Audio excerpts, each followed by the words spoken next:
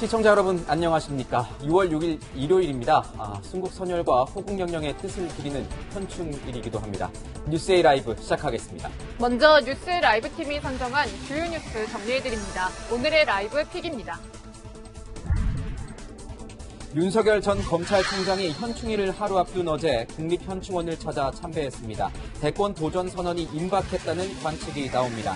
기본소득론을 들고 나온 이재명 경기도지사에게 견제구가 쏟아지고 있습니다. 전당대회전 마지막 주말을 맞아 국민의힘 당대표 후보들이 전국을 돌며 표심 공략에 나섰습니다. 윤석열 등판 이준석 돌풍에 여권에선 경선 연기론이 재점화되는 양상입니다. 공군 여중사 성추행 사망 사건에 대한 국민적 공분이 거셉니다. 군의 은폐, 회유 의혹이 불거지면서 군 사법 체계부터 뜯어고쳐야 한다는 목소리가 나옵니다.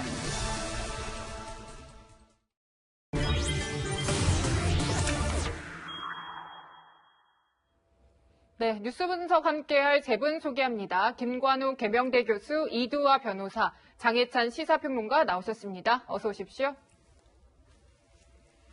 네, 오늘은 대선 소식부터 짚어볼까 합니다. 윤석열 전 검찰총장 야권의 유력 주자로 떠오른 지 오래됐는데요. 공개 행보를 보이지 않다가 어제 공개 행보도 나섰습니다.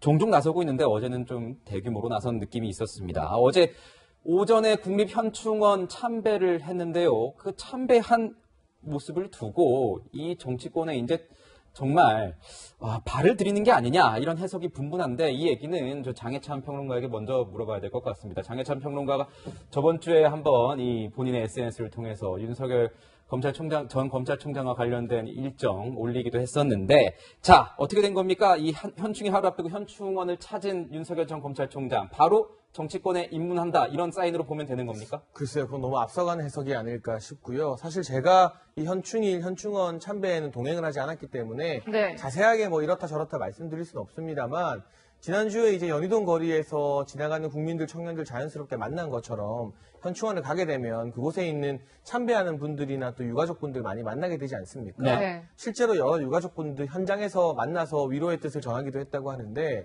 제가 강조했던 것처럼 국민과 만나는 것, 국민과 소통하는 것을 이젠 더 이상 피하지 않겠다. 또 국민과 소통의 접점을 더 늘려가겠다는 그런 일환으로 보여지는 것이고요. 또 한 가지 6월 5일을 선택한 이유가 무엇일까? 이건 제가 시사평론가로서 고민을 해봤는데 6월 6일 같은 경우 현충일 당일 같은 경우는 아무래도 많은 정치인들이 이 행사적 성격을 가지고 국립현충원에 참배를 하게 됩니다. 뭐 함께하는 정치적 동반자들과 함께 대규모 행렬로서 참배를 하고 사진을 찍고 이런 모습이 있는데 그렇게 되면 마치 조용히 가서 정말 진정성 있게 참배하라는 것이 하나의 정치적 이벤트로 비춰질 수 있기 때문에 언론의 관심이나 취재진들이 모이는 또 정치인들이 찾는 빈도가 떨어지는 6월 5일을 일부러 선택하지 않았을까 추정해 볼 수 있을 것 같습니다. 네, 오히려 이렇게 되는 경우에는 본인의 메시지가 더 명확하게 전달될 수 있는 그런 효과도 있었겠군요.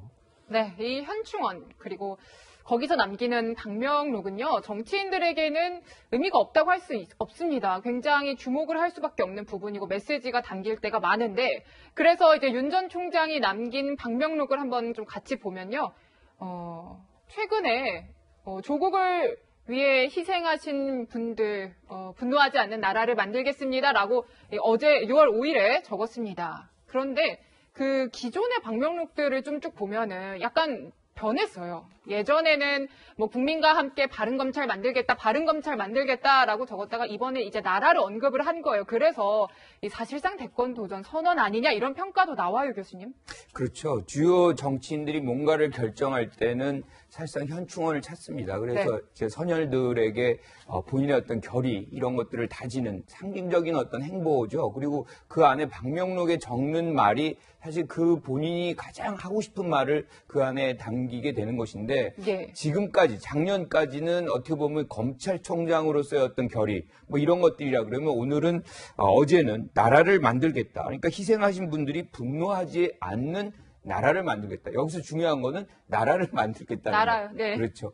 본인이 나라를 만들 수 있는 사람은 딱 한 사람, 뭐 모든 국민이 다 같이 만드는 거지만 그렇죠. 주도적인 역할을 하는 예. 것은 아무래도 대통령일 수밖에 없는 거잖아요. 그러니까 대통령의 어떤 선거에 본인이 뛰어들겠다라는 결의를 어제 분명하게 보여준 것이기 때문에 일종의 이제 자기 결의를 거의 완벽한 수준까지 올라갔다. 뭐 이렇게 남은 것은 결과적으로 어떤 선언적인 그런 세레모니 뭐 이런 것들만 남은 것 아닌가 이렇게 추측을 해보는 거죠.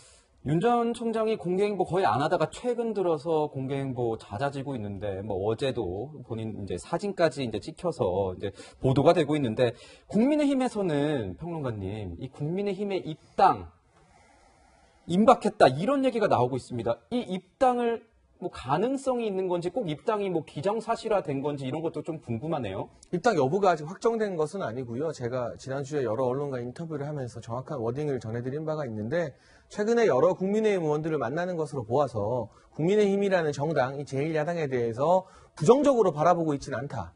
하지만 입당을 할지 또 하게 된다면 언제 할지에 대해서는 아직 정해진 게 없습니다. 하지만 주위에서 많은 분들이 다양한 조언을 하고 있겠죠.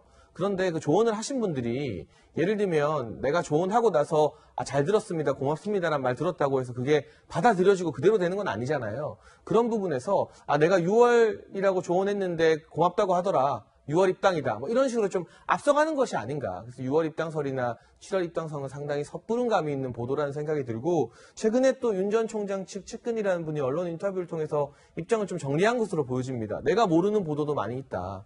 그런 만큼 아직까지 입당 여부가 결정되진 않았지만 국민의힘에 부정적이진 않다 정도가 가장 정확한 워딩 같습니다. 제3지대 정당 이런 거는 넘어갔다고 봐야 됩니까? 글쎄요, 그 부분도 뭐 본인의 결단이기 때문에 주위에 있는 사람들이 예를 들면 몇 번 만나서 이야기 나눴다 해서 내가 윤 총장의 뜻을 다 안다, 뭐 제3지대 간다 안 한다 말하는 것도 저는 굉장히 무리한 대답이고 월권행위라는 생각이 듭니다. 아직 정해진 게 아무것도 없는 거군요. 그렇죠. 네. 네, 뭐 이러다 보니까 국민의힘 내부에서는 과연 할지 말지, 그리고 한다면 언제 할지, 입당을요. 관심이 굉장히 높아지고 있는데요, 변호사님. 그래서 이제 당권 주자들도 굉장히 신경이 쓰이겠죠. 각자 후보별로 나는 윤 전 총장에게 이런 메시지를 주겠다.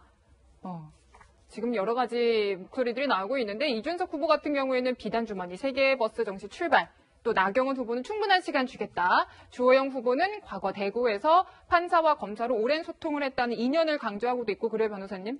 네, 이 부분에 대해서 저희가 어떻게 말씀을 드려야 될지를 모르겠는데, 지금 말씀하신 것처럼 윤석열 전 총장이 제3지대로 갈 것 같지는 않아요. 그러니까 그 국민의힘에 언제 입당을 하느냐, 어떻게 입당을 하느냐, 이런 문제 정도가 남은 것 같은데요. 네. 뭐 지금 저희가 예측하기로는 전당대회가 끝나고 나면 일정 부분 입당이 가시화되지 않을까. 그렇지 않으면 사실 그 현역 의원들을 만나는 거는 비밀 유지가 계속 될 수는 없어요. 그렇기 때문에 정치인들을 만나면 얘기가 나올 수밖에 없기 때문에 네. 그 부분을 감내하고 그다음에 예상하고 현역 의원들을 만나기 시작한 거기 때문에요. 그리고 지금까지 만난 현역 의원들은 일정 부분 명분이 있었어요. 그러니까 뭐 윤희숙 의원 경우에는 가불 논란이 있긴 하지만 본인이 사는 지역구의 의원이었고요. 그리고 정진석 의원은 친가 쪽의 이제 지역구 의원이고, 그 권성동 의원은 외가 쪽 지역구 의원이니까 그분들을 만난 또 사정이 있겠지만, 명분이 있겠지만, 이런 부분으로 다른 현역 의원들한테 이 사람들을 먼저 만난 건 이런 이유도 있다, 이렇게 해명을 좀 할 수 있지만, 그렇지 않고 선별해서 만난다든가 했을 때는 또 일정 부분 만나지 않은 사람들의 불만도 있을 수 있거든요. 그래서 이 정도 만나고는 이제 입당을 해서 공식적인 행보를 가지 않으면 만나는 사람과 안 만나는 사람 뭐 이런 부분 구분도 있고 여러 가지 얘기가 있을 수 있기 때문에 입당은 가시화되고요. 그리고 전당대회에 지금 나온 분들 입장에서는 이준석 후보도 그렇고 다른 후보들 입장에서도 여기에 대해서 안정적인 대선 관리, 그리고 당원이든 민심이든 지지하는 사람들은 정권 교체가 가장 강력한 목표이기 때문에, 그러니까 가장 유력한 대선 주자가 지금 정당 밖에 있으니까 이 부분을 어떻게 해결할 건가에 대해서 당심도 민심도 관심이 크니까 여기에 대해서 본인이 갖고 있는 네. 어떤 방책을 말할 수밖에 없고, 이걸로 좀 더 유리한 고지를 점령하겠다라고 생각하고 여러 가지 얘기를 하는데, 누가 누가 더 안정적인 대선 관리를 하고 정권 네. 교체에 가까운지는 이제 당신과 민심이 내일부터 판단을 할 겁니다. 내일부터 이제 선거가 시작됩니다. 네. 네, 이 내용을 보면은 윤석열 전 검찰총장 뭐 내 의도대로 얘기가 안 되는 부분이 있다 이렇게 얘기를 하는데 이게 보면은 뭐 전원의 전원으로 이어지다 보니 본인이 직접 나와서 얘기를 하면 오해가 없을 텐데요. 저희도 한번 뭐 윤석열 전 검찰총장이 어떻게 모습을 드러낼지 지켜보도록 하겠습니다. 지금 보면 뭐 7월 달에 국민의힘 대선 예비 후보 등록과 함께 등장할 것이다. 뭐 8월 달에 등장할 것이다. 뭐 여러 가지 관측이 나오고 있는데 그 사안들 저희가 더 촘촘히 취재를 해보도록 하겠습니다. 자, 여기서 또 신스틸러 한 명이 등장하고 있는데요. 윤석열 전 검찰총장에게 별의 순간이라는 별명을 붙여준 인물입니다. 그 인물 어떤 얘기를 했는지 한번 들어보도록 하겠습니다. 인간이 살아가는 과정에 별의 순간은 한 번밖에 안 와요. 그 별의 순간을 제대로 포착하느냐에 따라서 자기가 인생의 국가를 위해서 크게 기여할 수도 있고 못할 수도 있고 그래요. 이제 그거는 본인 스스로가 결심을 했을 거니까. 지난 4월 10일 날인가 내가 전화를 갖다 받았는데 이런저런 뭐 인사차 얘기도 하고 해서 한번 언제 시간이 되면 만나보자 하고 그랬었는데 현재로서는 적절한 시기가 아니라고 판단을 했는지 그 다음에는 제3자를 통해 가지고서 현재 상황에서 만나면 좀 피해야 되겠다는 그런 연락이 와서 그래서 그냥 그런가 보다 하고 지나간 거예요. 자, 윤석열 전 검찰총장에게 별의 순간이라는 별명을 꼬리표를 붙여준 김종인 전 비대위원장인데 다른 얘기를 좀 하고 있습니다. 어떤 내용인지 좀 볼까요? 어제 안상수 전 인천시장의 전원이 공개가 됐는데 두 사람이 식사를 했습니다. 그런데 이런 얘기를 김종인 비대위원장이 안상수 전 인천시장에게 했다는 겁니다. 동서고금을 봐도 검사가 바로 대통령이 된 경우는 없다. 이렇게 얘기를 했어요. 그리고 당내에서 대선 주자를 찾아야 된다. 이 얘기는 어떻게 됐냐. 앞뒤 행간을 보면 자, 여소야대인 상황에서 경륜이 필요한데 정치적 경륜을 의미하는 것으로 보입니다. 이 경륜이 필요한 상황이므로 당내에서 이 정치인 출신 뭐 그걸 의미하는지 모르겠지만 당내에서 내부 후보를 찾아야 되는 것 아니냐. 이렇게 김종인 비대위원장이 얘기를 했다는 겁니다. 평론가님, 많이 뉘앙스가 바뀌었습니다. 글쎄요, 제가 뭐 김종인 전 비대위원장 워낙 정치계의 원로셔서 그 깊은 뜻을 다 짐작할 수는 없지만 동서고금을 봐도 30대 중반의 청년이 제1야당 당수가 되어가는 현상도 별로 없었죠. 그러니까 과거와는 다른 정치적 현상들이 대한민국에서 매우 역동적으로 분출되고 있는 그런 시점인 건 분명해 보이고요. 저는 뭐 김종인 전 위원장의 발언에 크게 의미를 부여하기보다는 지난 사실 4.7 재보궐선거 이전에도 김종인 전 위원장 같은 경우는 오세훈 시장을 향해서 굉장히 박한 평가를 많이 하셨었습니다. 네. 공개 행사, 심지어 오 시장이 참석한 공개 행사에서도 과거에 무상급식 때문에 뭐 이 시장직을 걸었던 부분에 대해서 참 혹평하는 일이 많았는데 네. 그 이후에 어떻게 됐습니까? 결국 오세훈 시장을 국민의힘의 단일 후보로 만들어서 단일화 이기고 시장 이기는데 또 혁혁한 도움을 김종인 전 위원장께서 주셨어요. 원래 대선이라는 아주 큰 선거가 진행되다 보면 그 과정에서 작은 불협화음이나 여러 가지 이견들은 나오기 마련입니다. 안 나오고 모든 게 매끄러우면 그게 더 이상한 선거이기 때문에 지금 이 작은 과정에서의 하나의 발언 하나하나에 집중한다기보다는 이 사람들이 가지고 있는 어떤 정치적 행보나 비전이 과연 일치하는 부분이 큰지 아니면 완전히 결이 다른지 그 부분에 중점을 두고 본다면 제 예상입니다만 대선이라는 큰 고비를 넘을 때 그때 그 전에는 다 같이 이 하나의 정권 교체라는 목표로 만나게 될 분들이 아닌가 감히 예상을 해봅니다. 자, 뭐 정치권에서는 이런 얘기도 나오고 있는 것 같습니다. 아까 말씀해 주셨지만 그 윤석열 전 검찰총장이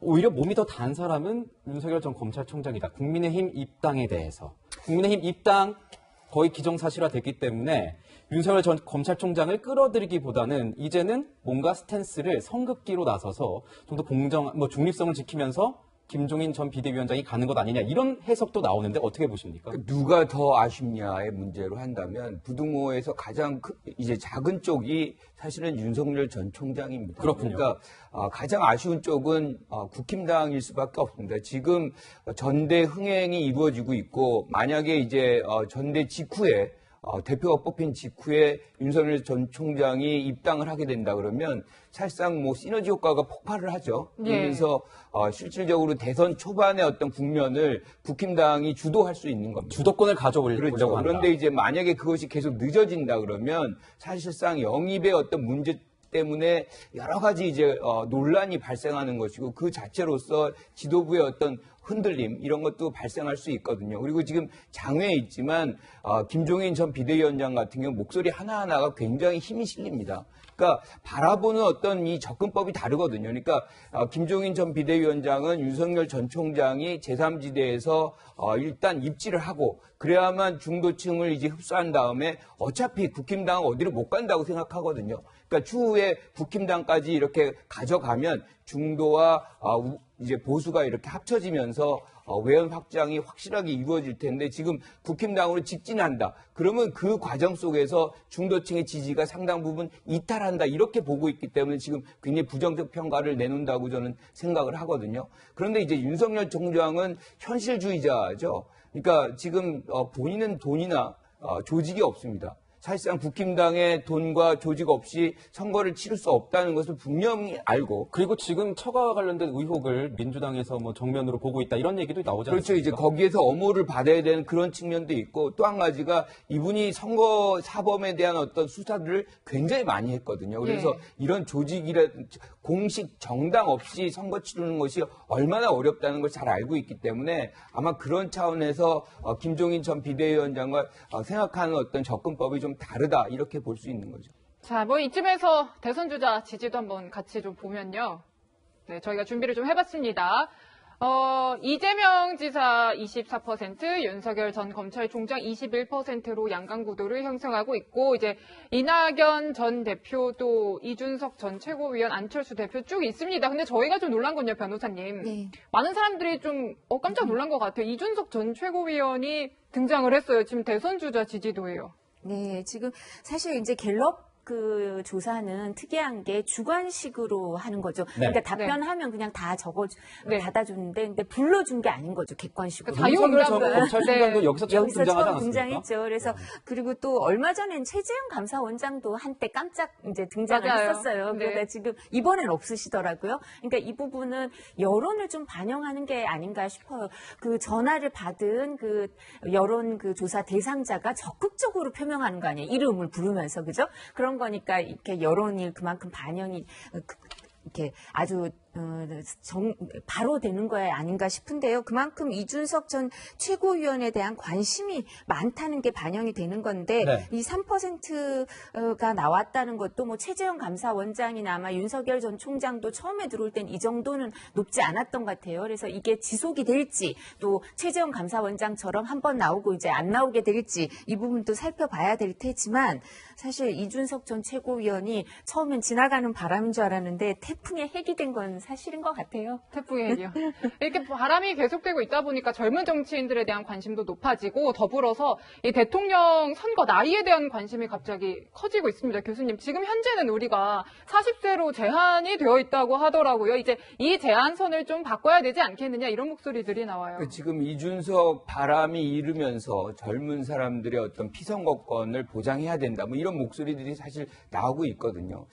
이 부분은 어떻게 보면 우리 대의민주주의에서 우리 대표를 뽑는 거잖아요. 네. 거기에 최소한의 기준을 이제 만들어 놓는 겁니다. 어떤 나이 이상이면 우리 대표로서 무방하다. 뭐 이런 건데 미국 같은 경우는 대선 후보로는 35이에요. 35살 미만으로는 출마가 안 된다. 안 된다는 거죠. 이상입니다. 우리나라는 40살이고 국회의원은 미국이나 우리나 똑같이 25살이에요. 그래서 그 부분은 여러 이견들이 만들어질 수 있지만 이게 상당히 오랜 기간 동안에 축적돼 가지고 나타난 현상인 것이죠. 그래서 이 하나의 어떤 사회적 공감대가 없이 이것들이 또 바뀌어지는 것도 또 문제가 있어요. 그래서 지금부터 우리 사회가 실질적으로 이 부분을 좀 낮춰야 된다는 필요성에 대한 논의를 좀 시작하는 계기가 되는 것이 어떤가 이렇게 생각하는 거죠. 네. 네. 자, 이제 뭐 여권 소식도 좀 알아볼까 합니다. 여권에서도 아까 차기 대선 주자 후보 지지도 아직 많이 남아 있습니다. 많은 거기서 이제 그 양강 구도를 이뤘던 이재명 경기도지사에 대한 견제구가 여러 곳에서 날아오고 있습니다. 자, 당 내에서도 이재명 지사가 끌고 나온 이 기본소득론에 대해서 견제구가 날라오고 있었는데 이제는 야권 인물들까지 나서서 경기도지사, 이재명 경기도지사의 기본소득론을 견제하고 나섰습니다. 자, 윤희숙 국민의힘 의원과의 논쟁이 붙었습니다. 자, 경제학자라는데 노벨 경제학자 수상자와 다선 국회의원 중 누구를 믿을까요? 이재명 지사님 알면서 사기를 하시는 겁니까? 책은 읽어보셨어요? 아전인수도 정독고 사십시오. 이렇게 논쟁을 벌였다는데 앞뒤 행간 좀 알아야지 이해가 쉬울 것 같습니다. 장혜찬 평론가님 설명 좀 부탁드리겠습니다. 네, 이 베너지 디플로 교수가 쓴 힘든 시대를 위한 좋은 경제학이라는 책이 있습니다. 굉장히 유명한 책인 것 같은데요. 이재명 지사가 이 책을 언급하면서 유승민 전 의원을 비판한 겁니다. 최근에 유승민 전 의원이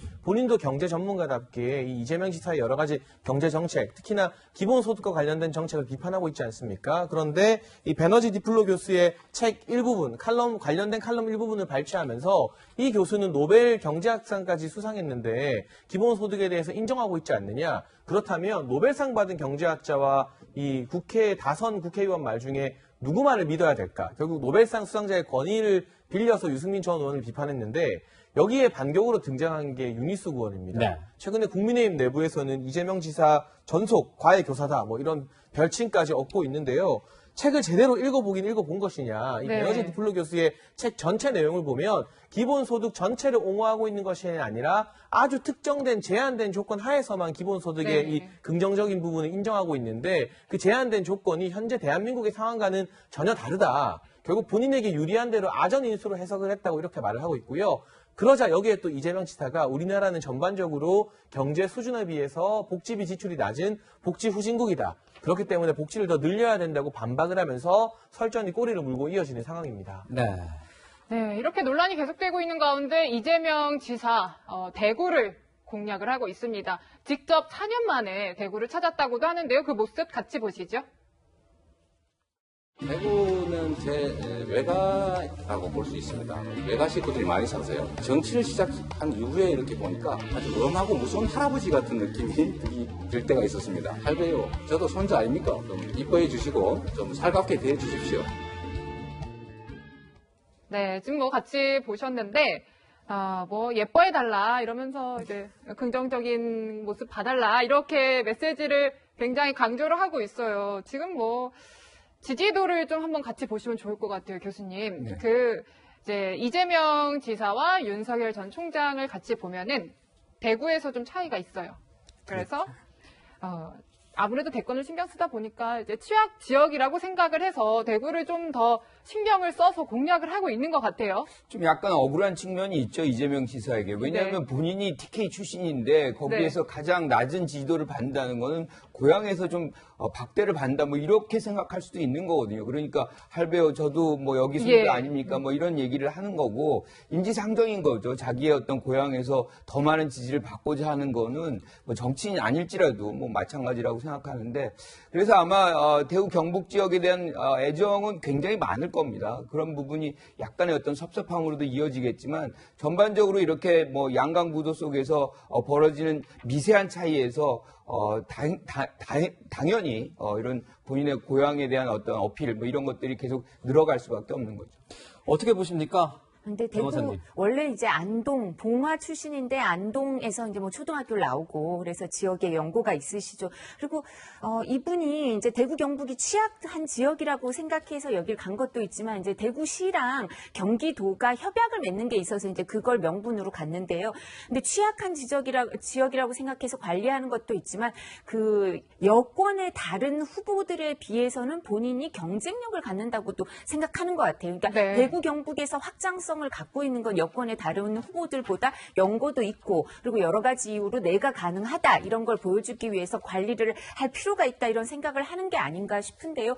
왜냐하면 다른 후보들보다는 이제 뭐 객관적인 수치도 물론 높지만 여권의 다른 후보들보다 그렇지만 지역별로 봤을 때도 대구 경북에서 이재명 지사의 지지도가 꽤 나오는 편이거든요. 그렇기 네. 때문에 관리하면 여기가 좋아질 가능성이 있다 이런 생각을 하는 것 같은데요. 그러려면 아까 이제 우리 경제 논란이 나왔지만 그 부분과 관련해서 참모 참모를 정비할 필요가 있지 않을까 생각이 듭니다. 책도 제대로 안 읽었냐는 지적도 받았지만 그 뒤플로 교수가 2020년 12월에 우리나라 언론이랑 인터뷰할 때 명백하게 얘기했어요. 한국의 경우에는 보편적 소득 지원이 맞지 않는다고 단언을 하고 선별적 패키지 지원이 적합하다라고 한국 언론 인터뷰랑 명백하게 말한 게 있는데 아마 참모가 그것도 안 읽고 이거 페이스북에 이거 올리라고 SNS에 올리라고 얘기한 것 같은데 이 기본소득은 이재명 지사의 아주 중요한 정치적 자산이잖아요. 그렇다면 뭐 이 부분을 좀 빨리 정비할 참모로 구하거나 하여튼 이 얘기를 한 참모로 바꾸거나 정비를 할 필요가 있지 않을까 싶습니다. 예, 이 사안은 추측이 될 수도 있습니다. 이재명 지사가 진짜 본인이 읽었을 수도 있고 뭐 참모가 발췌한 부분을 보고받았을 가능성이 있습니다. 하지만 그럼 저희가 본인이 확인을 못했기 때문에 참모를 정비하거나 아니면 본인이 공부를 좀 해야 되지 않겠어요? 네, 뭐 공부는 대권주자들이니까 뭐 열심히 하실 것 같은데 뭐 이 논란이 있다는 사실 저희가 전해드리는 거고요. 저희 교수님께 여쭙고 싶어요. 지금 보면은 이 차기 정치 지도자 선호도를 보면 이 이재명 지사 같은 경우에는 정치판에 오래 있었습니다. 어느 정도의 검증이 됐다. 검증이 되고 있는 상황이다. 하지만 윤석열 전 검찰총장 같은 경우에는 저희가 전원으로 들을 만큼 행보도 아직 미지수, 미스터리한 상황이 많이 있습니다. 진짜 판에 올라온다면 이런 분위기가 계속 이어갈 수 있을 것으로 보이시는지 어떻게 보십니까? 이 부분에 대한 부분에서 김종인 전 비대위원장이 지적이 있었잖아요. 지금 코로나 시국 같은 이런 환란의 어떤 상황 속에서는 경륜이라든가 노련한 어떤 리더십이 필요하다. 이제 그런 차원에서 검사가 바로 대권에 가는 직행하는 것은 그런 경우가 별로 없다. 이거는 어떻게 보면 이제 윤석열 전 총장의 약점을 지금 지적을 한 부분이거든요. 요번에 우리가 이제 코로나 상황 속에서 이재명 지사가 보여줬던 그 뭐 방역이라든가 이런 역량은 상당히 우리 국민들이 검증하고 있는 상황이기 때문에 그런 차원에서 본다면 일단 출발은 이재명 지사가 좀 더 유리하지 않을까. 그리고 공개를 이제 실질적인 공개 행보를 이제 윤석열 전 총장이 하기 시작하면 뭔가 이제 컨벤션 효과가 있어서 지지율이 뜰 것이다. 뭐 그렇게 얘기하는 사람도 있지만 그때부터는 본격적인 검증이거든요. 본인의 입에서 계속해서 답변을 해야 되는 상황이기 때문에 그때 어떻게 평가받느냐가 진짜로 평가받는 것이다. 이렇게 보는 거죠. 네, 지금까지 대권 도전이 임박한 윤석열 전 총장하고요. 기본소득 논란에 휩싸인 이재명 지사 이야기까지 짚어봤습니다. 저희는 국민의힘 차기 당대표 누가 될 것인가 알아보도록 하겠습니다.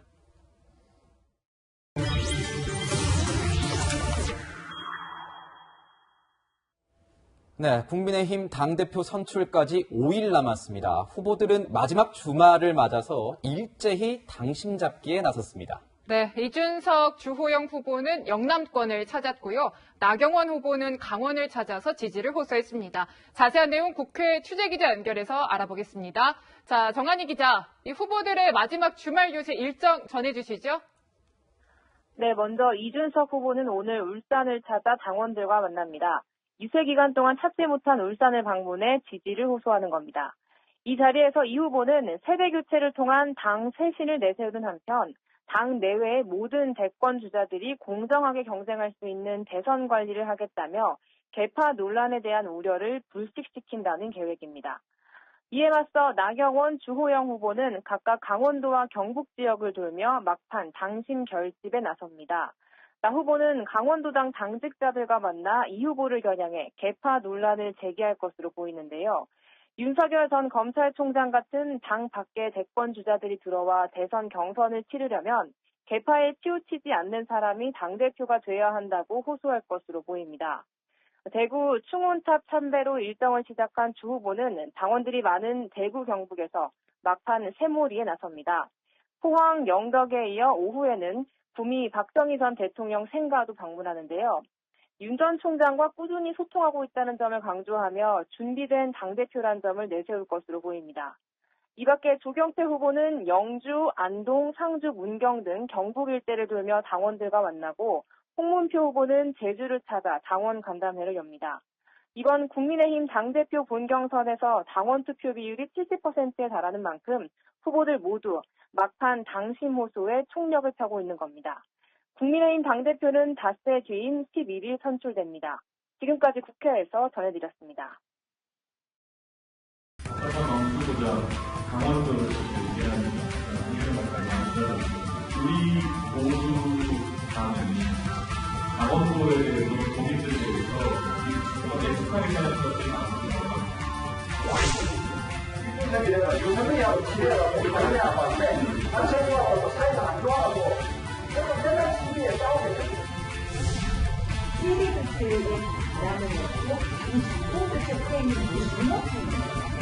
인공소통 잡아서의 인생인 게 아니라 제일 중요한 게 약한 자유예요.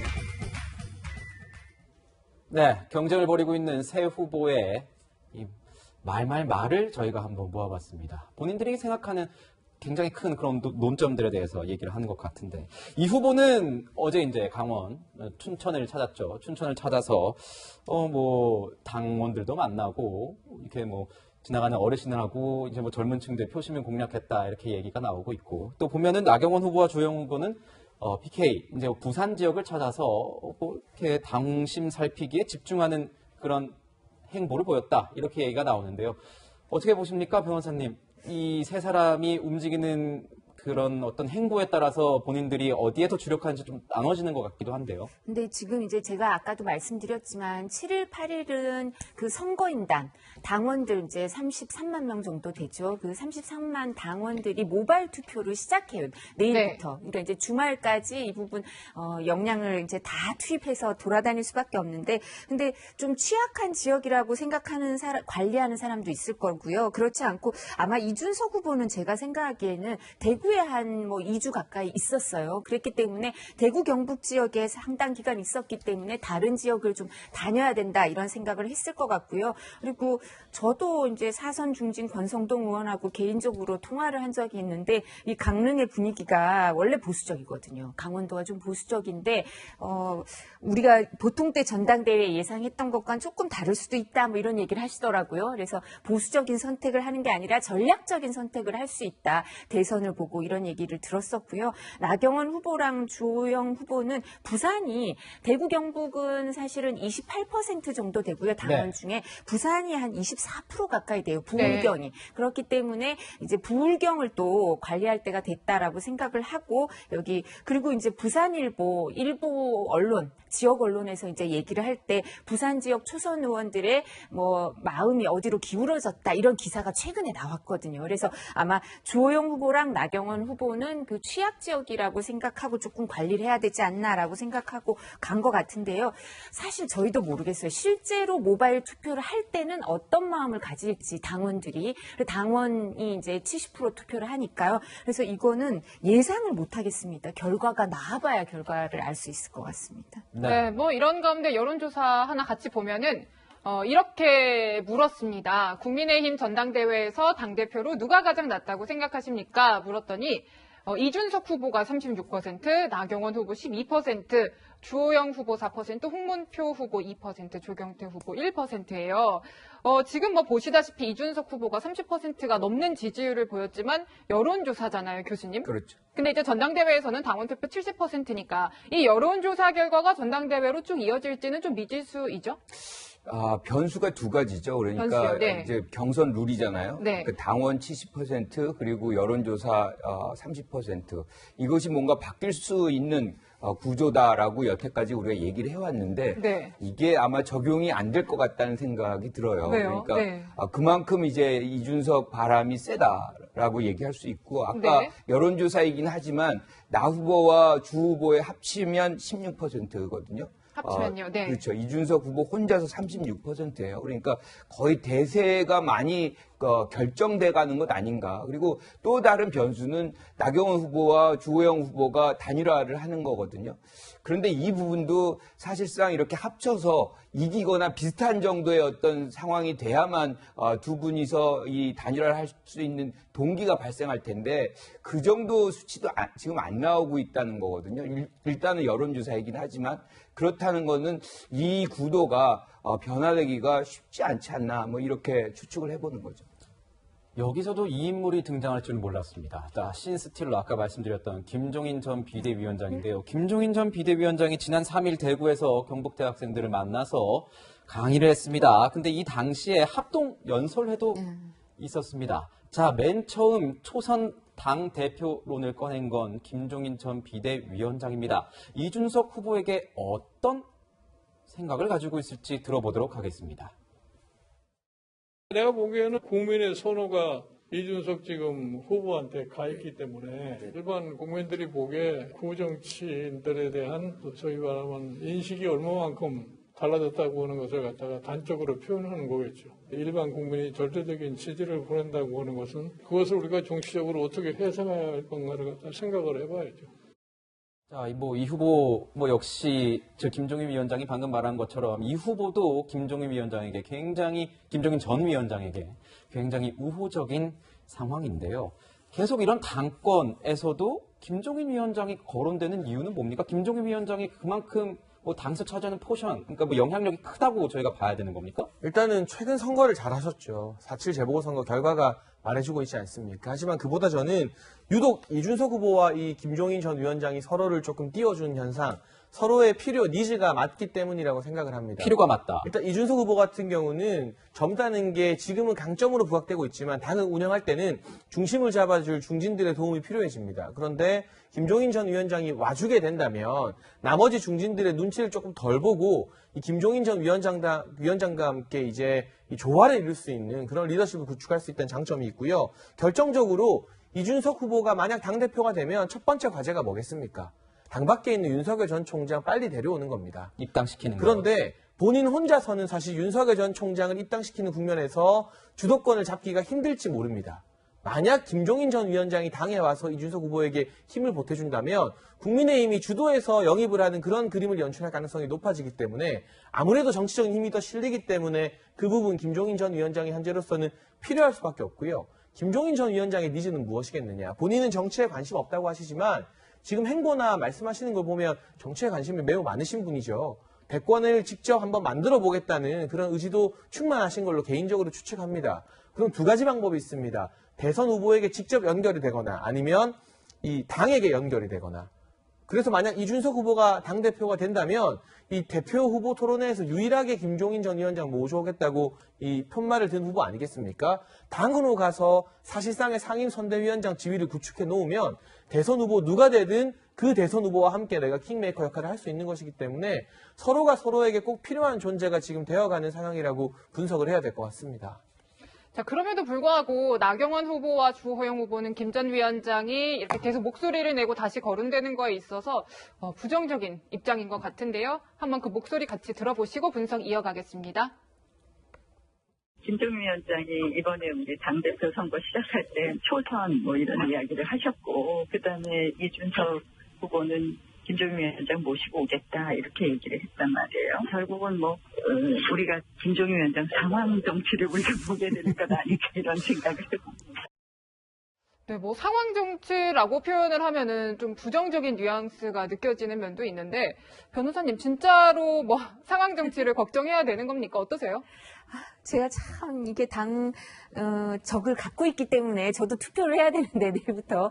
그래서 말씀드리기가 어려운데 저는 이 김종인 상황론이 이제 사실 그렇게 먹히진 않을 거라고 생각을 해요. 먹히지 않는다. 네, 왜냐하면 계속 공격을 이제 아니면 비판을 할 때 김종인 상황론 내지는 유승민 전 대표가 대선에서 네. 무기할 거다 아니면 또 김무성 전 대표랑 회동을 하면서 이런 얘기를 하는데 그러면 이제 이준석 후보가 한 얘기가 있어요. 박근혜 퀴즈, 김무성 퀴즈, 유승민계 김종인 상황론 이렇게 되면 나는 다 걸치고 있다는 거냐 이렇게 될 수 있기 때문에 어떤 때는 또 독단적이고 불안정적이다 이렇게 비판을 하는 사람들도 있으니까 그런데 그 원로들이랑 친하게 지낸다? 그럼 이게 어느 게 맞는 얘기인가 이럴 수도 있거든요. 그래서 이런 부분에 대해서 이제 김종인 상황론을 얘기를 하면 당 내에 원래 당을 계속 지켜온 사람들 입장에서는 이제 좀 이걸 불편해할 수 있고 여기에 대해서 좋은 감정을 갖지 않을 수 있다 이런 생각을 하는 것 같은데요. 그리고 이게 원래 당대표는 당원이 뽑잖아요. 민주당 송영길 대표는 당심, 구심, 민심, 10으로 뽑힌 사람이에요. 네. 그리고 그렇게 관심이 없었죠. 5월 초에 전당대회가. 근데 우리 당도 원래 그렇죠. 당심이 70이고 민심이 30인 것도 민심이 많이 들어온 거지만 이번에는 정권 교체를 위한 당대표니까 당원이 뽑는 것보다 사실은 대선 후보는 아닌데 이상하게 그렇게 연결이 되면서 민심의 영향, 민심의 향방에 당원들이 관심을 많이 갖게 됐거든요. 그렇기 때문에 우리가 당내 경선을 하고 그다음에 당심이 많이 작용할 때 얘기했던 선거 전략과는 조금 달라지는 게 좋지 않았을까 이런 안타까움도 있는데 이건 제 개인적인 견해일 뿐이니까 실제로 투표에서는 어떻게 작동될지는 모르겠습니다. 네, 이렇게 뭐 상황 정치 얘기가 나오는 걸 보면 이준석 후보에 대한 어떤 나이, 이 젊음에 대한 경륜이 없지 않을까라는 이런 우려 때문에 이런 얘기들이 나오고 있는 것 같습니다. 이준석 후보, 그래서인지 여권 후보들까지, 여권에 있는 의원들까지 언급을 하면서 젊음에 대한 얘기를 했습니다. 자, 이런 얘기를 했습니다. 장경태 의원은 더불어민주당 소속, 김남국 의원도 더불어민주당 소속이죠. 이 의원들을 언급하면서 장 의원에겐 자신감, 김 의원에겐 성실성, 박성민 최고위원은 표현력, 이동학 최고위원은 행동력, 이런 인물들이 있다. 젊은 주자들이 있다. 민주당의 젊은 정치들이 수적으로 훨씬 우세하다. 이런 얘기를 꺼내들었습니다. 어떤 의미인가요? 젊은 세대의 역량을 보여준다. 이게 여야를 막론하고 이제 젊은 세대가 정치의 주체가 돼야 된다. 그래서 본인이 당대표 되는 것이 매우 자연스러운 일이다. 뭐 이거를 정당화하는, 합리화하는 그런 얘기라고 생각을 해요. 그런데 저는 조금 일부 동의를 못하는 부분은 뭐냐면 젊은 세대가 갖는 어떤 나이에로 인한 어떤 육체적인 젊음이 있는가 하면 내용적인 젊음이 그 안에 같이 담보돼야 되거든요. 그러니까 뭔가가 새로운 어떤 신선함, 문제 해결적인 어떤 내용들이 이 젊은 세대 정치인들에게 이렇게 나와줘야만 그게 완성도가 생기면서 국민들도 그러면 젊은 세대에게 한번 맡겨보자 뭐 이런 것들이 나오는데 지금은 뭐 여야를 막론하고 내용적인 어떤 젊음, 이것보다는 육체적인 어떤 젊음을 앞세워서 정치를 하고 있는 것 아닌가 그런 아쉬움은 여전히 있는 거죠. 네. 자, 뭐 이렇게 이준석 돌풍이라고 표현을 하죠. 거기다가 윤석열 전 총장도 바람이 좀 불기 시작하면서 민주당 내부에서는 이런 얘기가 나옵니다. 경선을 연기해야 되지 않겠냐. 경선 연기론인데요. 그러니까 초선과 권리당원들을 중심으로 그 목소리가 조금씩 커지고 있는데 한번 같이 들어보시죠. 민주당 경선 연기를 촉구한다. 아직까지 조직을 제대로 갖추지 못한 윤석열임에도 불구하고 단 한 번도 넘지 못했는데 윤석열이 국민의힘 조직과 결합하는 과정에서 경선 흥행을 일으킬 때 지난 4.7 재보궐선거의 악몽이 재현될 가능성이 높다. 그러니까 지금 민주당은 원래 이제 경선 일정이 한 9월쯤으로 예상이 되고 있었는데 좀 국민의힘은 11월이니까 우리도 좀 늦춰야 되지 않겠느냐 이런 목소리가 나오는 거예요. 평론가님 그 이유가 정확히 어떤 거죠? 그 이유는 이제 이재명 지사 싫다는 거죠. 명분은 이제 뭐 국민의힘의 경선 흥행이 우려된다, 뭐 이준석과 윤석열의 시너지가 겁난다는 거지만 그런 분석이 있다는 거죠. 네. 일각의 어떤 의견이 있다는 거죠. 일각이 네. 아니고 대다수 정치 전문가나 분석가들이 다 비슷한 이야기를 할 겁니다. 지금 저렇게 말씀하시는 분들 제가 봤을 때는 친문 성향이 굉장히 짙을 확률이 높고요. 이재명 지사가 민주당의 대선 후보가 되는 것보다는 시간을 조금 연기하게 되면 지금 난립하고 있는 여타 후보들, 예를 들면 이낙연 전 대표, 정세균 전 총리도 현재로서는 단일화가 안 됩니다. 또 이광재 의원도 있고 최문순 강원지사도 있고 양승조 지사도 있고 이런 다른 후보들, 그러니까 이재명 지사를 제외한 모든 후보들은 자발적인 또는 반강제적인 단일화가 가을쯤이면 가능하지 않겠냐는 분석이 나오고 있습니다. 그렇게 되면 지금 같은 구도에서는 경선을 했을 때 이재명 지사가 민주당 대선 후보가 되는 걸 막을 길이 없어 보입니다만 1대1 구도에서는 당원들의 절대적 지지, 아무래도 친문당원이 현재 민주당의 주류 아니겠습니까? 많은 지지를 받는 이 반 이재명 후보, 그게 이낙연 전 대표가 될지 정세균 전 총리가 될지 제3의 후보가 될지는 저는 모르겠습니다만 한 사람의 단일 후보가 나오게 되면 민주당 대선 경선을 친문 대 비문 구도로 한번 해볼만 하다는 생각이 깔려 있는 것 같습니다. 근데 저 지지자분들만의 이야기가 아니고요. 부산 지역에서 친문의 대표 주자를 할 수 있는 전재수 의원도 공개적으로 이 이야기를 계속 해오고 있어요. 이 같은 목소리들이 아직까지는 민주당 원내에서는 큰 힘을 못 받고 있습니다만 만에 하나 지금 이 국민의힘 경선 결과가 또 많은 사람들이 예상하는 것처럼 이변에 이 젊은 돌풍이 실현이 되고 그로 인해서 국민의힘 지지율과 국민의힘 전당대회입니다. 국민의힘 지지율과 윤석열 전 총장의 지지율이 같이 상승하는 시너지 효과가 일어난다면 그때는 지금 같은 주장을 하는 분들이 명분을 획득할 가능성이 생기죠. 봐라. 지금 이 옆집은 흥행하는데 우리 이대로 먼저 주목받지 못하는 결과가 많이 예상되어 보이는 경선 해봤자 주목을 못 받고 4.7 재보궐의 리플레이, 재반복이 될 수밖에 없다. 이 주장을 하면 과연 송영길 대표가 끝까지 현재의 원칙을 고수할 수 있을지는 조금 더 두고 봐야 될 것 같습니다. 네. 뭐 방금 말씀해 주신 것처럼 뭐 친문 후보 대 이재명 후보의 이런 싸움을 만들어서 흥행을 만들어 보자 뭐 이런 얘기도 있지만 또 앞에서 얘기가 나오는 건 뭐 11월 달에 집단 면역이 가능할 것 같으니 그 코로나 시국에 의해서 한번 다시 짜보는 건 어떠냐 이런 얘기를 이유를 들고 있기도 합니다. 뭐 장해찬 평론가님의 이런 분석에 대해서 다른 얘기가 있을 수도 있을 것 같아요. 이런 상황적 논리로 해서 제도적으로 만들어 놓은 어떤 스케줄이 있잖아요. 이런 것들을 훼손한다는 것은 정당의 제도적 안정성에 굉장히 위협하는 그런 요인이라고 저는 생각을 해요.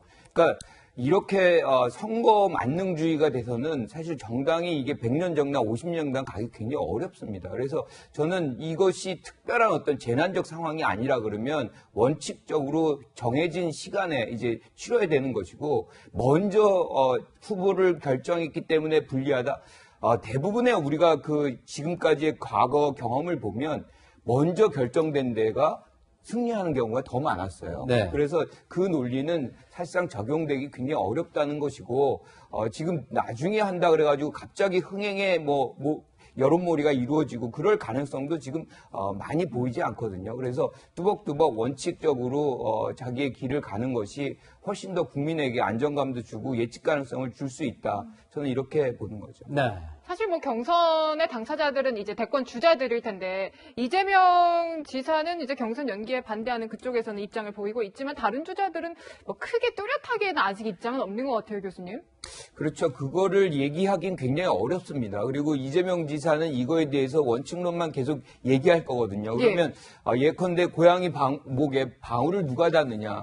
그러니까 뭐 이낙연 전 대표가 할 수도 있고 뭐 정세균 전 총리가 할 수도 있지만 그 자체가 사실은 굉장히 리스크가 있는 거거든요. 약하니까 뭔가 문제가 있으니까 이걸 바꾸려고 하는 거 아니냐라는 비판에 직면할 수가 있거든요. 그래서 저는 이 문제 제기가 그렇게 쉽지 않다고 봅니다. 그러다 보니까 이제 일부의 당원들과 초선 의원 일부가 이제 언급을 하는 것인데 대세를 만들어내기는 쉽지 않다. 이렇게 봅니다. 네, 뭐 지금까지 민주당 내부에서 들리는 경선 연기 목소리 짚어봤고요. 이번 주 금요일입니다. 국민의힘 당대표 누가 선출될지는 한번 같이 지켜보시죠.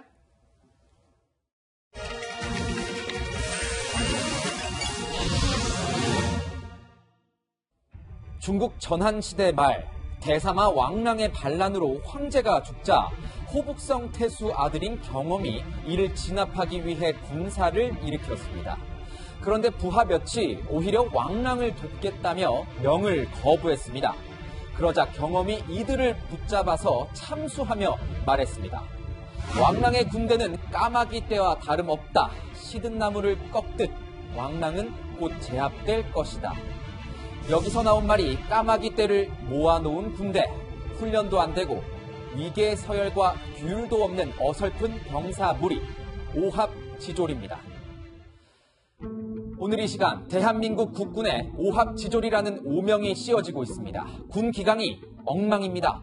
이 정도면 총체적 붕괴 상태입니다.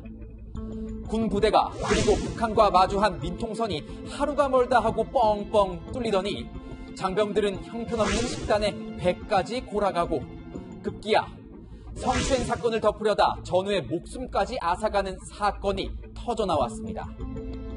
지난달 22일 극단적인 선택을 한 공군 여군 부사관 이모 중사. 치욕적인 성추행 피해를 당한 이 중사를 지켜준 사람. 군대 내에 단 한 명도 없었습니다. 피해자를 보호할 시스템 작동하지 않았습니다. 주변인들은 오히려 자신들의 치부가 드러날까, 불똥이 튀지 않을까 전전긍긍 은폐하고 회유했습니다. 살면서 한 번은 겪을 수 있는 일. 본인들의 딸이라면 이런 말이 나왔겠습니까? 파렴치한 그들이 짜놓은 조직적 은폐란 각본 속에서 이중사는 죽음의 순간까지도 피해를 입었습니다.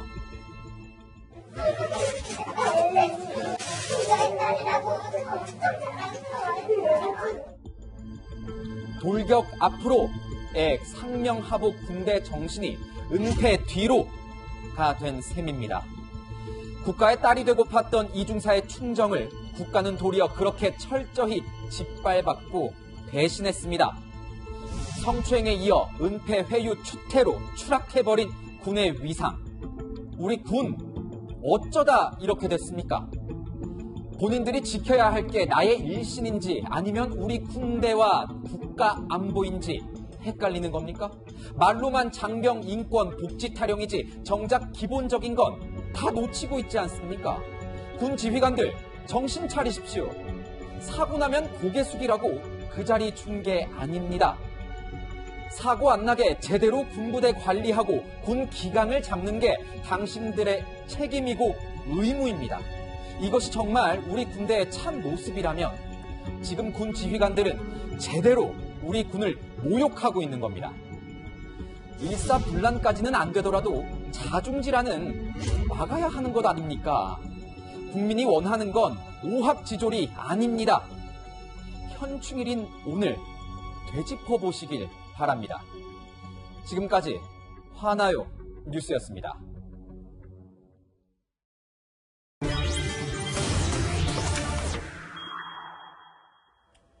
네, 저희가 추행, 추태, 추락이라고 이번 코너의 제목을 좀 지어봤습니다. 자, 군과 관련된 얘기를 좀 하도록 하겠습니다. 오늘 현충일입니다. 호국 영령의 기리는 그런 날인데 문재인 대통령이 추념식에서 공군 내 성폭행 피해로 사망한 중사의 이야기를 했습니다. 어떤 얘기인지 들어보겠습니다. 보훈은 지금 이 순간 이 땅에서 나라를 지키는 일에 헌신하는 분들의 인권과 일상을 온전히 지켜주는 것이기도 합니다. 최근 군내 부실급식 사례들과 아직도 일부 남아있어 안타깝고 억울한 죽음을 낳은 병명문화의 폐습에 대해 국민들께 매우 송구하다는 말씀을 드립니다. 군 장병들의 인권뿐 아니라 사기와 국가 안보를 위해서도 반드시 바로잡겠습니다. 네, 문재인 대통령 현충일 기념식 참석 이후에 지금 들어온 소식으로 의하면 이 성폭력 사망 공군 부사관의 추모소를 조문을 했습니다. 국군 수도병원 추모소를 찾아서 유족들을 만나서 위문을 했습니다. 문재인 대통령 현충일 추념식 직후에 이 추모소를 방문을 했는데요. 이 추모소에서 국가가 못 지켜서 죄송하다 이렇게 얘기를 했고 유족들은 딸의 한을 풀고 명예회복을 시켜달라 이렇게 얘기를 했습니다. 자, 문재인 대통령은 추모소에서 국방장관에게 철저한 조사를 지시했습니다. 정말 철저해야 할 겁니다. 국민들이 다 지켜보고 있다는 점 군도 알아야 합니다.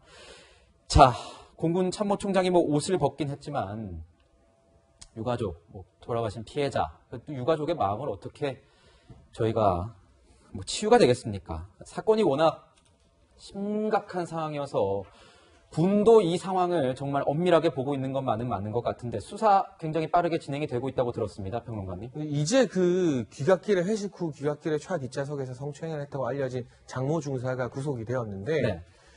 대통령이 나서고 국방부 장관이 문제를 인지하니까 뒤늦게 한 사람 구속시킨 겁니다. 그런데 유족이 원하는 건 이 장모 중사뿐만이 아니라 이 사건을 조직적으로 은폐하려고 했던 2차, 3차 가해자들이 있다는 거죠. 그것도 네. 군 지휘관에.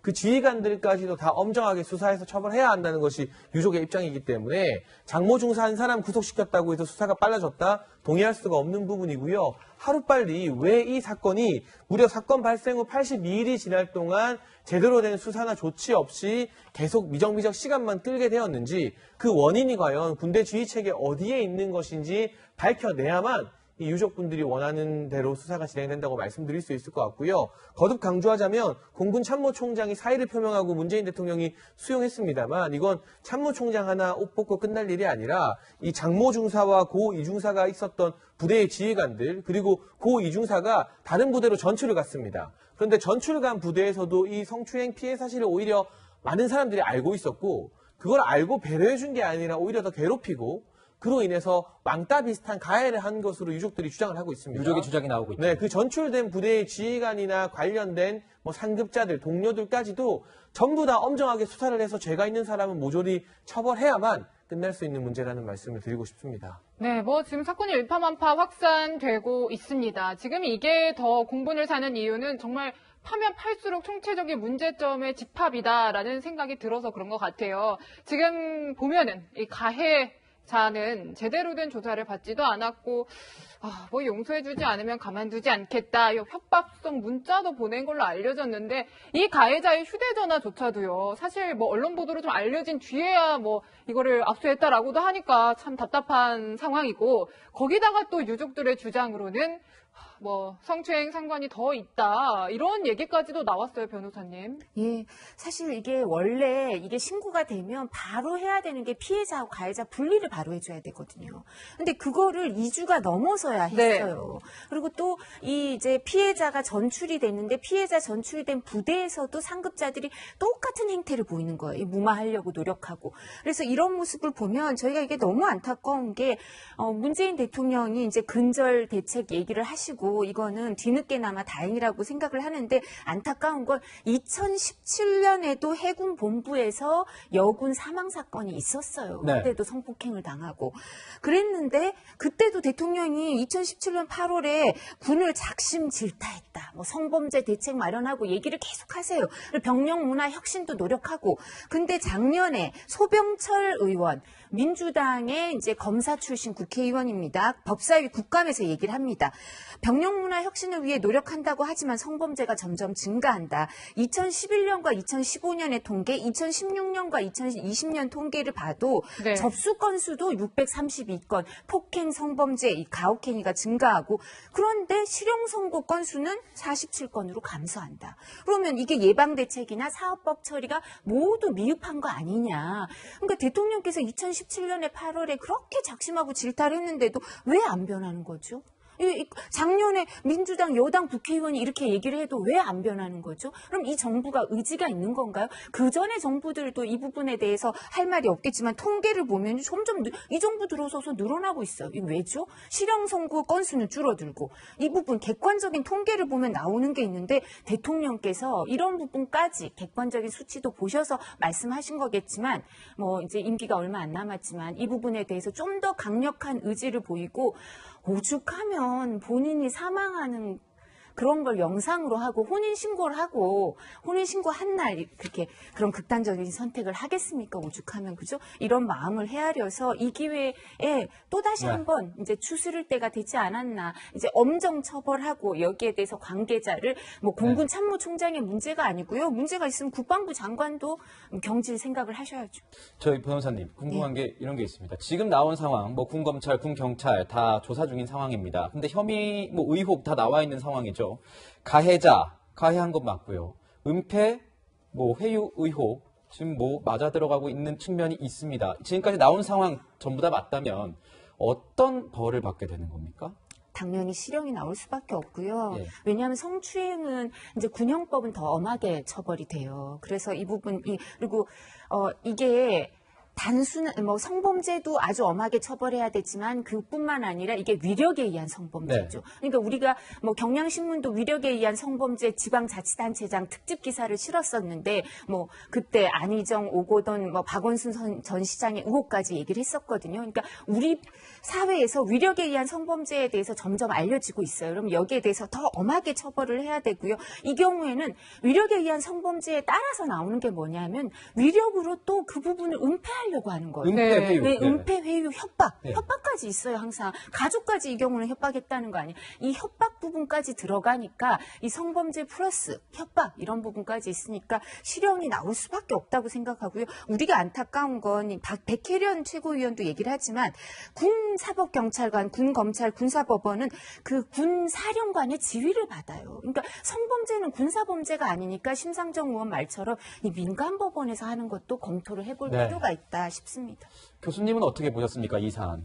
그러니까 지금 피해자가 혼자서 이제 가졌던 그 공포감 그리고 고립감 아무도 도와주지 않는다 뭐 이런 건 상상하기 굉장히 어려운 수준에 있는 것 같아요. 그런데 지금 우리가 확인된 건 이게 군에서 계속 반복적으로 나타나고 있거든요. 그렇다 그러면은 군이 이 문제를 내부적으로 해결할 능력이 없다는 것을 확인한 겁니다. 시스템이 없다. 그렇죠. 시스템이 있어도 작동을 안 하는 서로가 묵인해주고 그거를 회유하고 덮고 뭐 이런 것에 이 문화가 여기 깔려 있다는 것이 지금 계속해서 보여주고 있는 것이고 자체적으로 지금 뭐 군 검찰 심의위원회 같은 걸 한다고 얘기를 해요. 그런데 저는 이 군이라는 부분에 대해 성비위와 관련돼서는 군이 스스로 할 능력이 없기 때문에 민간에게 넘겨라 이 부분은. 그래서 군에서 발생한 이런 일이 있다면 어떤 민간 위원회를 구성해가지고 거기다가 이제 고발 조치하고 그 위원회 중심으로 수사를 해서 실질적으로 이 군의 검찰을 역할을 대체하는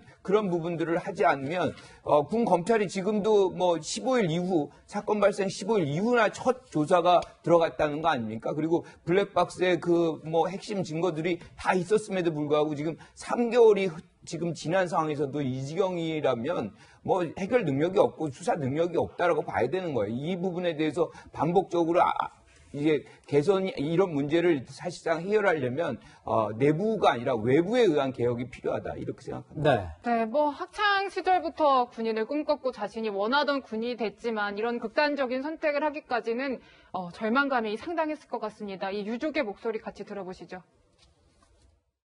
너무 이쁜 우리 딸인데 이제 만질 수 없대요. 볼 수는 없대요. 목소리를 들을 수가 없어요. 어느 정도 고통이었길래 그 선택을 할 수밖에 없었는데 제가 감히 상상조차 할 수가 없어요. 지금 그 안에서도 우리 아이처럼 괴로워하는 아이들 있어요. 아직도 해결 못하고 있는 아이 있습니다. 그 아이들을 위해서라도 꼭 하셔야 합니다. 우리 아이 괴력 이렇게 됐지만 그런 아이들까지도 다 품어서 꼭 하셔야 돼요. 자, 정말 뭐 마음이 같이 아프네요. 들으니까 정말 마음이 아픈 그런 목소리인데 이거 말고도 또 군 내부에서 성범죄에 관련한 다른 문제점이 알려진 내용이 있어서 전해드려야 될 것 같습니다. 2년 전 이야기인데요, 평론가님. 네, 2019년이었습니다. 2년 네. 전이었는데 공군 소속 A 대위가 억지로 B 대령의 강요로 술자리에 동석했다가 이 B 대령 지인에게 성추행을 당했습니다. 신고를 했는데 증거 불충분 등으로 제대로 된 조치나 수사가 이어지지 않았고요. 그리고 이 B 대령이 마치 보복이라도 하듯 A 대위에 대해서 최하위 근무 평점을 줬다고 합니다. 여기에 대해서 국방부가 2년 만에 뒤늦게나마 이번 사건이 알려지면서 재감사를 실시한다고 하는데 너무나 늦은 조치가 아닌가. 사실 그렇죠. 알려지지 않아서 그렇지 특히 군대 내에서 이런 부조리에 의한 성추행 피해를 당하고 있는 여군들이 얼마나 많을지 이 부분 총체적으로 점검해 볼 필요가 있다는 생각이 듭니다. 2년 뒤에 감사하는 것도 정말 비상식적이라고 생각이 듭니다. 자, 이런 상황에서 6대전 육군훈련소 대신 전해드립니다. SNS에 올라온 내용이 또 있었습니다. 먹는 장교 치우는 병사 다 다르다. 무슨 얘기냐? 수개월 전부터 간부들이 식사 후에 식판은 물론 잔반, 수저, 휴지, 이쑤시개, 음료캔 등 정리하지 않고 취사병에게 정리를 맡기고 자리를 떠났다. 코로나 시대에 이게 가당키나 한 일인지 모르겠습니다. 이 의혹이 맞다면 정말 말도 안 되는 그런 악패습인 것 같은데요. 이 장병들의 갑질 폭로 이어지고 있습니다. 어떻게 보십니까? 이게 실질적인 적폐죠. 이런 것부터 사실 개선시키지 않으면 군대는 항상 오명에서 벗어나지 못합니다. 그러니까 저런 권위주의적인 어떤 병영 문화 이것부터 지금 국방부 장관이 해야 되는 것이죠. 그래서 실질적으로 어떤 계급 서열 이런 걸로 해가지고 뭐 이 갑질을 하는 이런 장면들이 다시는 이제 반복적으로 나타나지 않게끔 하는 것이 지금 국방부나 뭐 장관이 해야 되는 일이다 이렇게 생각합니다. 네, 뭐 대통령이 사과까지 한 군내 성범죄 문제하고요, 부실급식 그리고 갑질 문제까지 짚어봤습니다. 세 분 말씀은 여기서 마무리하겠습니다. 감사합니다.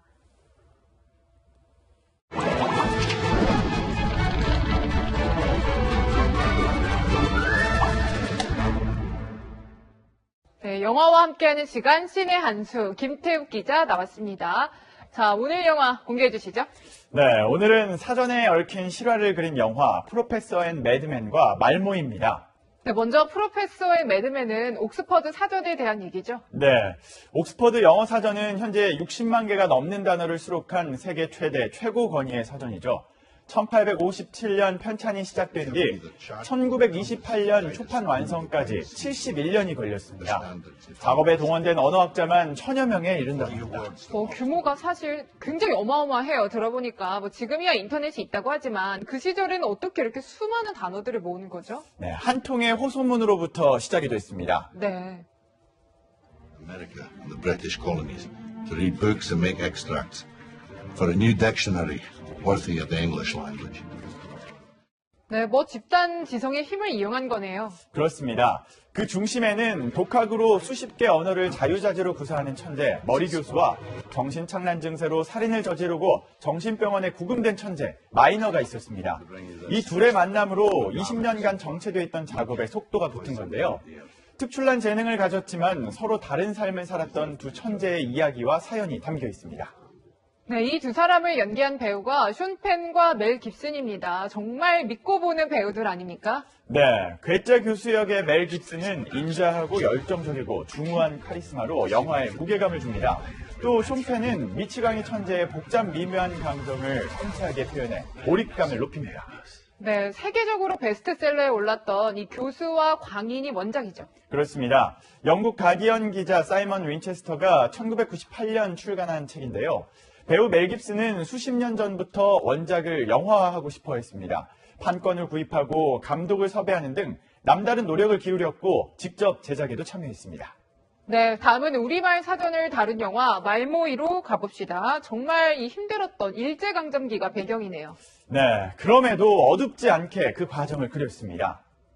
꼬장 땡추저이 꼬이장 꼬치장 꼬치장 꼬치장 고추장.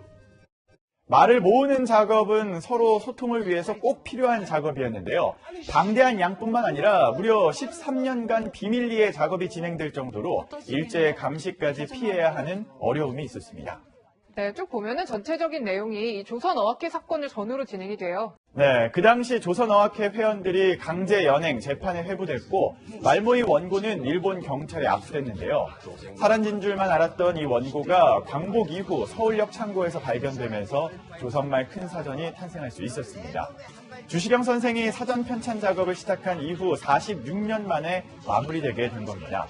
이렇게 역사적인 배경을 알고 보면 더 재미있겠죠. 작년 말모이 원고, 조선말 큰사전 원고는 국가지정문화재 보물로 지정됐습니다. 한 사람의 10발자국보다 14놈의 한 발자국이 더 낫지 않겠어.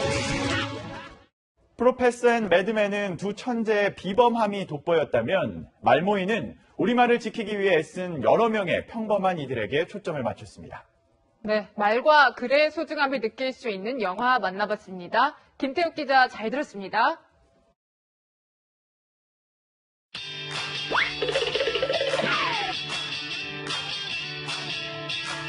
여러분의 일주일을 앞서갑니다. 이번 주 이 뉴스만큼은 꼭 알아야 된다. 저희가 미리 뽑아봤습니다. 주요 뉴스를 미리 보는 시간이죠. 앞으로 뉴스입니다. 내일부터 전라남도의 모든 학교가 전면 등교 수업을 진행합니다. 전국에선 최초인데요. 코로나19로 부분 등교 등이 시작된 지 15개월 만입니다. 이번 주 목요일부터 미국이 제공한 얀센 백신 접종이 시작됩니다. 예비군과 민방위 대원, 국방, 외교 관련자 등 89만여 명이 접종 대상인데요. 백신 접종의 속도가 붙으면서 정부는 상반기 목표인 전국민 25%, 1,300만 명 접종을 달성할 수 있을 걸로 보고 있습니다. 윤석열 전 검찰총장이 정직 2개월의 징계 처분은 부당하다며 법무부를 상대로 제기했던 행정소송의 첫 재판도 목요일에 시작됩니다. 금요일엔 자녀 입시 비리 혐의 등을 받는 조국 전 법무부 장관이 다시 법정에 섭니다. 코로나 여파와 재판장 교체로 중단됐던 재판이 6개월 만에 재개되는 겁니다. 특히 이날엔 처음으로 공범인 부인 정경심 교수와 나란히 피고인석에 앉게 됩니다. 네, 홍앵커, 확실히 여름이 시작된 것 같습니다. 어제 낮에 정말 햇볕이 뜨겁더라고요. 네, 그런데 오늘이 어제보다 더 덥겠습니다. 진짜요? 네. 네. 서울 낮 기온이 29도까지 오르고요. 강릉 30도, 대구 31도까지 올라서 7월 중순에 해당하는 불볕 더위 예상됩니다. 충청과 남부지방에는 요란한 소나기도 지나갑니다. 네, 이렇게 더우면 뭐 자외선, 오존, 정말 장난 아닐 것 같습니다. 네, 그렇죠. 오늘 전국의 자외선 지수가 높음에서 매우 높은 수준입니다. 전국의 오존 농도는 나쁨에서 매우 나쁨 수준 예상됩니다. 네, 오후에 햇별 강할 때 이 호흡기 약한 분이나 노약자는 외출을 좀 자제하시는 게 좋다고 합니다. 이번 주 날씨 궁금합니다. 네, 한 주 내내 30도 안팎의 더위 예상됩니다. 서울은 수요일에 30도까지 기온이 오르고요. 주 후반엔 남부지방에 비 소식이 있습니다. 네, 저희가 준비한 소식은 여기까지입니다. 일요일엔 뉴스A 라이브입니다. 시청해주셔서 감사합니다. Tell us why you had to hide away for so long.